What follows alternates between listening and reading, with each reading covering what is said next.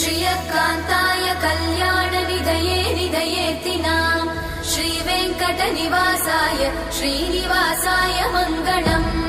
लक्ष्मी सविभ्रमालोकसुभ्रूविभ्रमचक्षुषे चक्षुषे सर्वलोकानां वेङ्कटेशाय मङ्गलम् श्रीवेङ्कटाद्रिशृङ्गाग्रमङ्गलाभरणाङ्ग्रये मङ्गलानां निवासाय श्रीनिवासाय मङ्गलम् सर्वावयव सौन्दर्य सम्पदा सर्वचेतसां सदा सम्मोहनायास्तु वेङ्कटेशाय मङ्गलम् नित्याय निरवध्याय सत्यानन्दचिदात्मने सर्वान्तरात्मने श्रीमद् वेङ्कटेशाय मङ्गलम् स्वतः सर्वविदे सर्वशक्तये सर्वशेषिने सुलभाय सुशीलाय वेङ्कटेशाय मङ्गलम्